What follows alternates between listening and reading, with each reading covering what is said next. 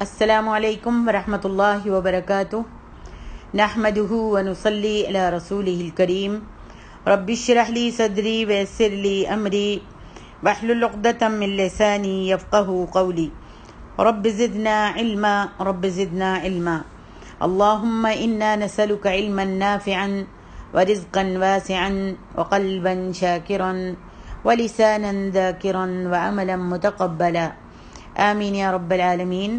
تفسیر سورۃ المؤمن آیت نمبر 41 سے 59 تک۔ اعوذ باللہ من الشیطان الرجیم وَيَا قَوْمِ مَا لِي أَدْعُوكُمْ إِلَى النَّجَاةِ وَتَدْعُونَنِي إِلَى النَّارِ تدعونني لأكفر بالله وأشرك به ما ليس لي به علم وأنا أدعوكم إلى العزيز الغفار لا جرم أن ما تدعونني إليه ليس له دعوة في الدنيا ولا في الآخرة وأن مردنا إلى الله وأن المسرفين هم أصحاب النار فستذكرون ما أقول لكم وأفوض أمري إلى الله إن الله بصير بالعباد فوقاه الله سيئات ما مكروا وحاق بآل فرعون سوء العذاب النار يعرضون عليها غدوا وعشيا ويوم تقوم الساعة أدخلوا آل فرعون أشد العذاب۔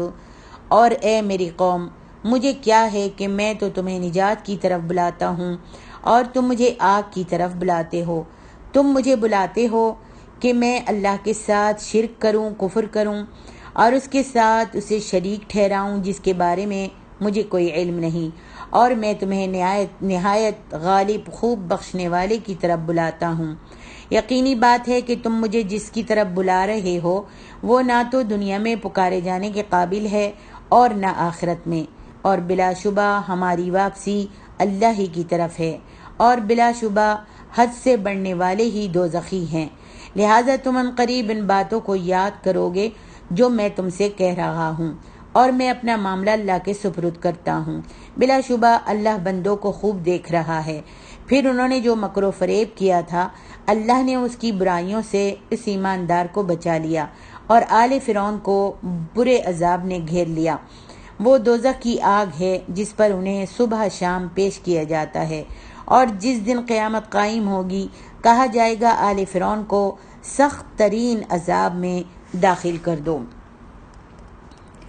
وہ مرد مومن جس نے ان سے کہا کہ مجھے کیا ہے کہ میں تو تمہیں نجات کی طرف بلاتا ہوں، وہ مرد مومن جس کو فرعون جو ہے وہ اپنا خیرخواہ سمجھ رہا تھا لیکن اس کی باتوں کو نہیں مان رہا تھا، اس مرد مومن نے ان سے کہا کہ مجھے کیا ہے، میں تو تمہیں نجات کی طرف بلاتا ہوں، اور وہ یہ ہے کہ اللہ وحدہ لا شریک لہ کی عبادت کی جائے اور اس کے اس رسول کی تصدیق کی جائے جسے اس نے مبعوث فرمایا ہے۔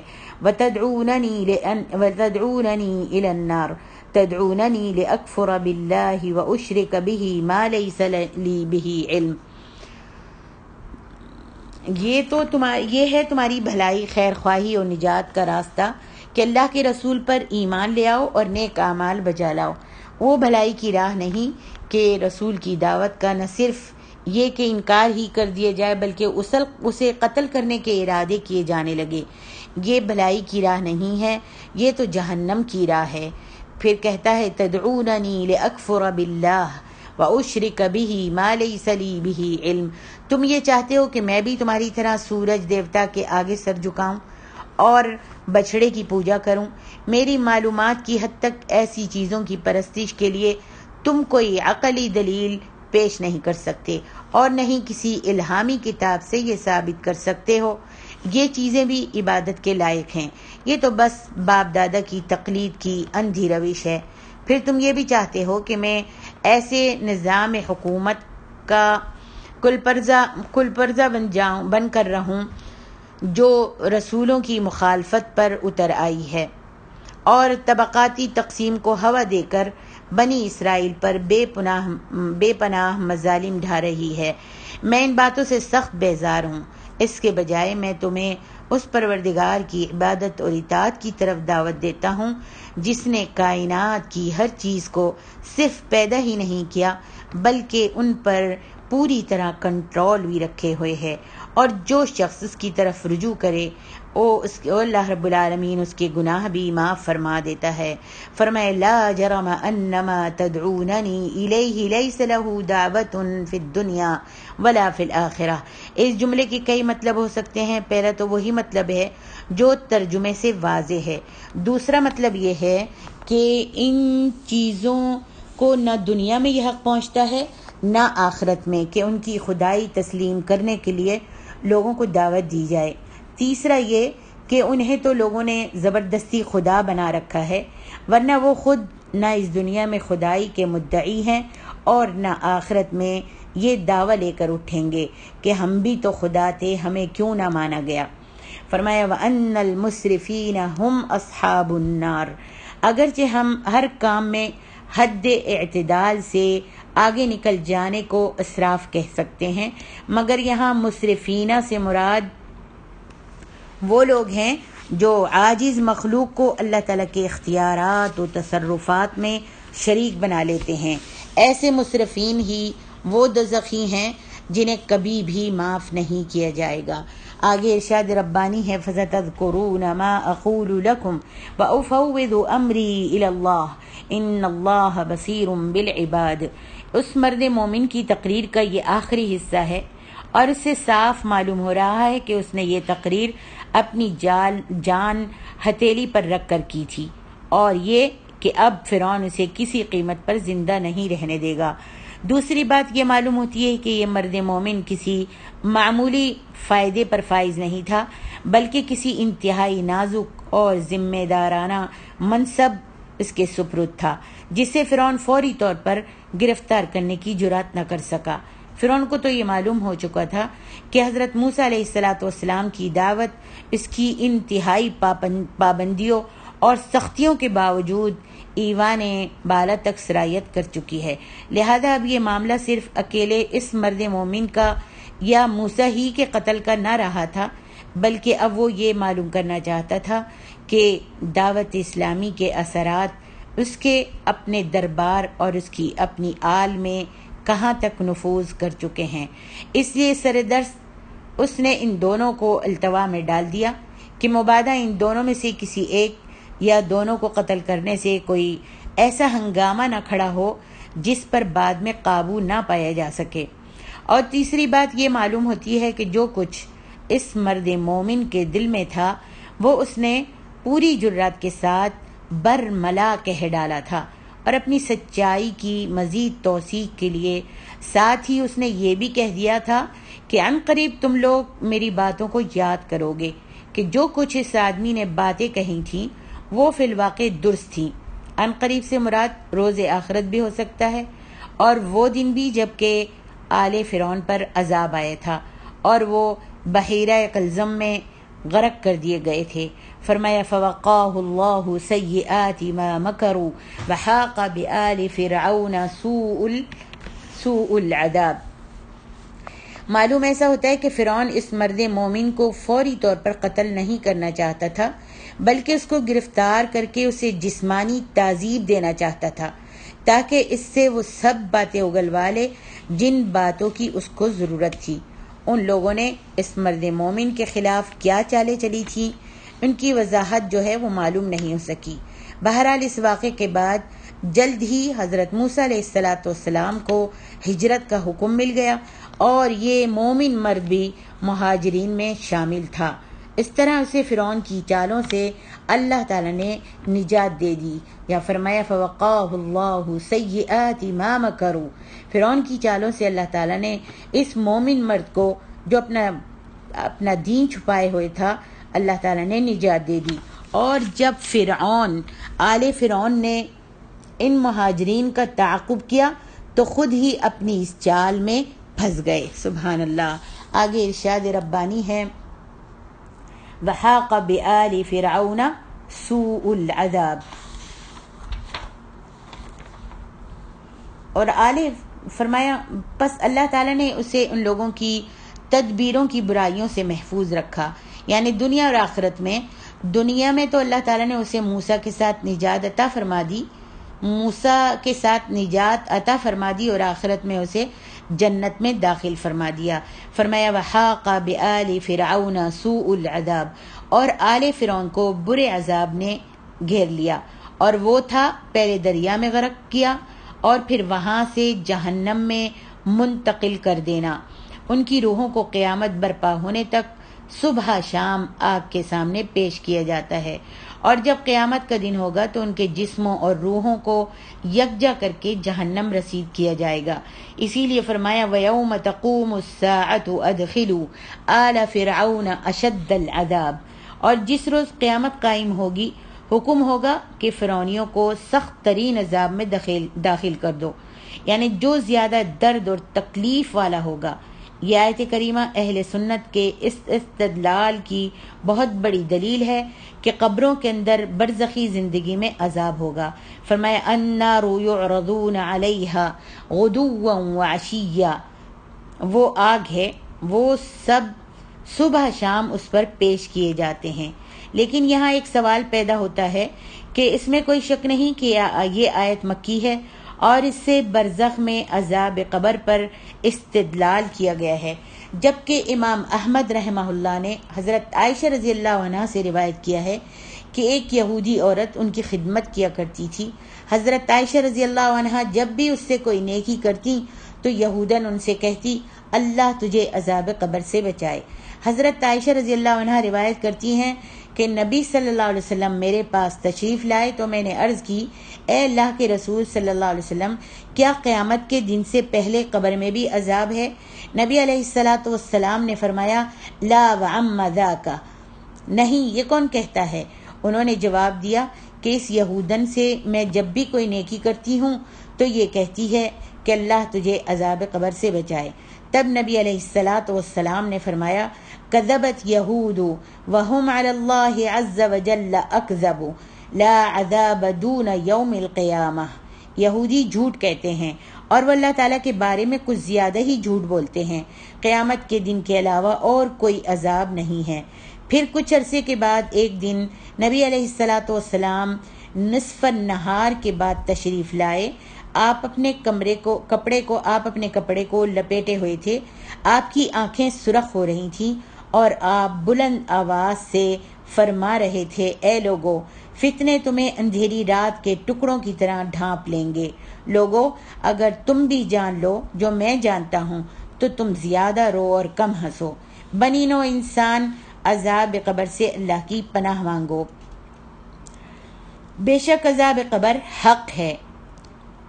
مسند احمد، اس حدیث کی سند صحیح اور بخاری و مسلم کی شرط کے مطابق ہے، لیکن انہوں نے اسے روایت نہیں کیا۔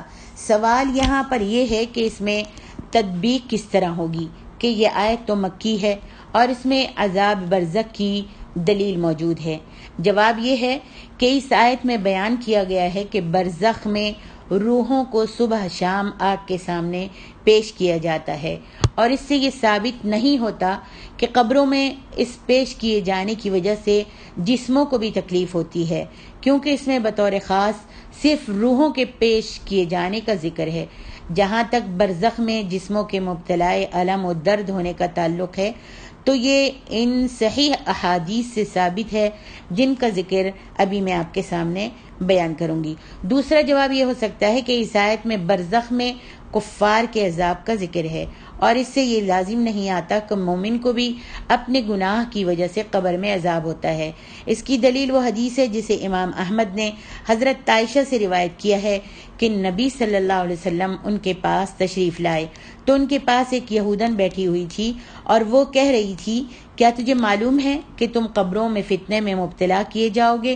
نبی صلی اللہ علیہ وسلم یہ سن کر کانپ اٹھے اور آپ نے فرمایا انما تفتن یہود، صرف یہودی قبروں میں آزمائے جائیں گے۔ حضرت عائشہ رضی اللہ عنہا بیان کرتی ہیں کہ چند راتیں گزری تھیں کہ نبی صلی اللہ علیہ وسلم نے فرمایا اشعرت انہ اوحی الی انکم تفتنون فی القبور، کیا تجھے معلوم ہے یہ بات جو مجھے وحی کی گئی ہے کہ یقیناً تم قبروں میں فتنے میں مبتلا کیے جاؤ گے۔ حضرت عائشہ رضی اللہ عنہا کہتی ہیں کہ اس کے بعد نبی صلی اللہ علیہ وسلم عذاب قبر سے پناہ طلب کیا کرتے تھے۔ امام مسلم نے بھی اسی طرح روایت کیا ہے۔ یہ بھی کہا جا سکتا ہے کہ اس آیت سے یہ معلوم ہوتا ہے کہ برزخ میں روحوں کو عذاب ہوتا ہے، لیکن اس سے یہ لازم نہیں آتا کہ قبر میں جسموں کو بھی عذاب ہوتا ہے۔ جب خاص طور پر اس بارے میں اللہ تعالیٰ نے اپنے نبی صلی اللہ علیہ وآلہ وسلم کی طرف وحی نازل فرما دی تو آپ نے عذاب قبر سے پناہ مانگنا شروع کر دی۔ واللہ سبحانہ وتعالی اعلم۔ عذاب قبر کے بارے میں بہت سی احادیث موجود ہیں۔ امام قتادہ رحمہ اللہ فرماتے ہیں غدوا وعشیہ کے معنی صبح شام کے ہیں۔ جب تک دنیا باقی رہے گی ان سے کہا جائے گا کہ اے فرعونیوں، یہ ہیں تمہارے گھر، یہ ان سے ازراہ سرزنش اور سزا اور تذلیل کے کہا جائے گا۔ عبد الرحمن بن زید بن اسلم کہتے ہیں کہ آج وہ قبروں میں ہیں اور انہیں قیامت تک صبح و شام آگ کی طرف لے جایا جائے گا۔ امام احمد رحمہ اللہ نے ابن عمر سے روایت کیا ہے کہ انہوں نے کہا کہ نبی صلی اللہ علیہ وسلم نے فرمایا ان احدکم اذا مات عرض علیہ مقعدہ فی الغداة والعشی ان كان من اہل الجنة فمن اہل الجنة وان كان من اہل النار فمن اہل النار فيقال هذا مقعدك حتى يبعثك الله عز وجل الیہ یوم القیامہ۔ بے شک تم میں سے کوئی بھی فوت ہو جاتا ہے تو صبح و شام اس کا ٹھکانہ اس کے سامنے پیش کیا جاتا ہے۔ اگر اہل جنت میں سے ہو تو اہل جنت کا ٹھکانہ اسے دکھایا جاتا ہے، اور اگر وہ اہل جہنم میں سے ہو تو اہل جہنم کا ٹھکانہ اسے دکھایا جاتا ہے، اور اس سے کہا جاتا ہے کہ یہ ہے تیرا ٹھکانہ، حتیٰ کہ اللہ رب العالمین تجھے قیامت کے دن اس ٹھکانے پر پہنچا دے گا۔ اسے امام بخاری و مسلم نے روایت کیا ہے۔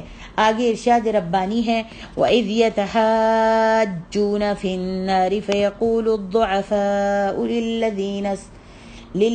لِلَّذِينَ اسْتَكْبَرُوا إِنَّا كُنَّا لَكُمْ تَبْعًا فَهَلْ أَنْتُمْ مُغْنُونَ عَنَّا نَصِيبًا مِنَ النَّارِ قَالَ الَّذِينَ اسْتَكْبَرُوا إِنَّا كُلٌّ فِيهَا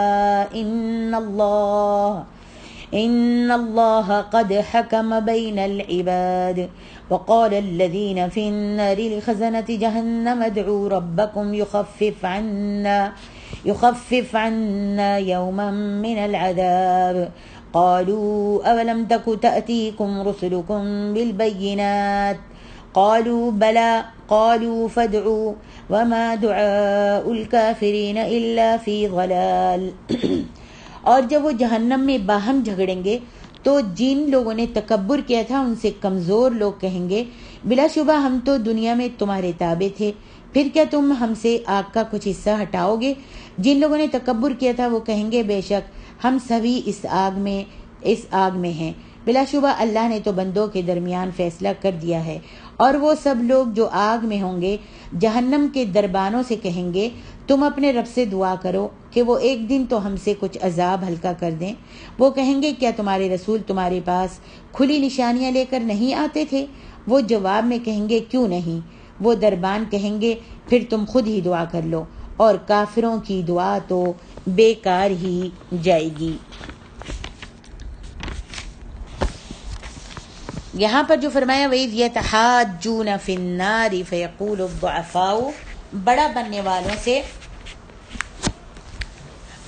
والوں سے مراد ہر وہ شخص ہے جس کا اپنا حلقہ اثر ہو، جس کا اپنے حلقے میں اپنے لوگوں میں اثر ہو اور اس حلقے میں اس کی بات تسلیم کی جاتی ہو۔ یہ گاؤں کے چودھری بھی ہو سکتے ہیں، حکمران بھی ہو سکتے ہیں، اور سرکاری درباری حضرات اور حکومت کے افسر بھی ہو سکتے ہیں، سیاسی لیڈر بھی ہو سکتے ہیں، اور علماء کرام اور مشائخ عظام بھی ہو سکتے ہیں۔ جب ایسے بڑے حضرات بھی جہنم پر جا پہنچیں گے، جہنم پر لائے جائیں گے، تو ان کے تابعدار جو دنیا میں ان کو بڑا سمجھتے تھے اور ان کی پیروی کیا کرتے تھے، ان کے پیچھے چلتے تھے، ان سے کہیں گے کہ دنیا میں ہم تمہاری اطاعت کرتے رہے، آج جو یہ ہم پر عذاب ہو رہا ہے اس سے کچھ حصہ تو اپنے ذمے لے لو اور ہمارا بوجھ ہٹا دو۔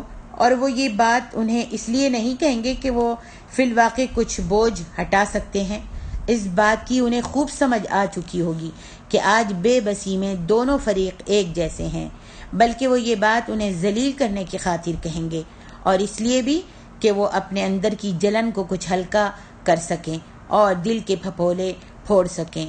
فرمایا قال الذين استكبروا إنا كنا لكم تبعا فهل أنتم مغنون عنا نصيبا من النار قال الذين استكبروا إنا كل فيها ان اللہ قد حکم بین العباد۔ بڑے حضرات جو ہیں وہ جواب دیں گے کہ اب تو جو کچھ ہونا تھا ہو چکا، اللہ تعالیٰ ہر ایک کے حق میں جتنی سزا کا فیصلہ کر چکا ہے اس میں کمی بیشی نہیں ہو سکتی۔ جب کمزور اور تابعداری کرنے والوں اور بڑا بننے والوں میں یہ مکالمہ ہو چکے گا تو سب مل کر دوزخ کے فرشتوں سے التجا کریں گے۔ وقال الذين في النار لخزنة جہنم ادعوا ربكم يخفف عنا يوما من العذاب۔ جب کمزور اور تابعداری کرنے والوں اور بڑا بننے والوں میں یہ مکالمہ ہو چکے گا تو سب مل کر دوزخ کے فرشتوں سے التجا کریں گے کہ اب تم اپنے پروردگار سے ہمارے حق میں سفارش ہی کر دو کہ وہ کسی ایک دن تو ہمارے عذاب میں کچھ تخفیف کر دے، ہلکا کر دے، اسے ہی ہم اپنے لیے تعطیل یعنی چھٹی کا دن سمجھ لیں گے۔ قالوا اولم تک تأتیکم رسلکم بالبینات، وہ کہیں گے کہ سفارش بھی آخر کسی عذر کی بنا پر ہی ہو سکتی ہے، لیکن تم نے معذرت کی کوئی گنجائش ہی نہیں چھوڑی، تو سفارش میں ہم کیا کہیں؟ یا تو تم یہ بتاؤ کہ تمہارے پاس کیا رسول نہیں آئے تھے؟ کیا تم کو اللہ کا پیغام نہیں پہنچا تھا؟ اور جب تمہارے پاس اللہ کے رسول واضح دلائل لے کر گئے تھے اور تمہیں ہر طرح کے انجام سے مطلع کرتے تھے، خبردار کرتے تھے، تو پھر اب سفارش کس بنیاد پر کی جا سکتی ہے؟ اس وقت تو تم نے کہنا نہیں مانا، تو اب تمہاری کون سفارش کر سکتا ہے؟ یہ فرشتوں کا جواب ہوگا کہ ہمارا کام سفارش کرنا نہیں، ہمارا کام قالوا بلا قالوا فادعوا وما دعاء الكافرین الا فی ضلال۔ یہ فرشتوں کا دوسرا جواب ہے کہ ہمارا کام سفارش کرنا نہیں، اور جو ہمارا کام ہے وہ ہم کر ہی رہے ہیں۔ سفارش کرنا رسولوں کا کام ہے اور ان کی مخالفت کر کے تم نے انہیں پہلے ہی ناراض کر رکھا ہے، لہذا اب خود ہی دعا کر کے دیکھ لو، تم خود ہی دعا کر کے فدعو اب تم خود ہی دعا کر کے دیکھ لو کہ کیا ہوتا ہے۔ فرمایا وما دعاء الکافرین الا فی ضلال، یعنی بے اثر، بے نتیجہ اور بیکار ان کی دعا، ان کا پکارنا بیکار ثابت ہوگا۔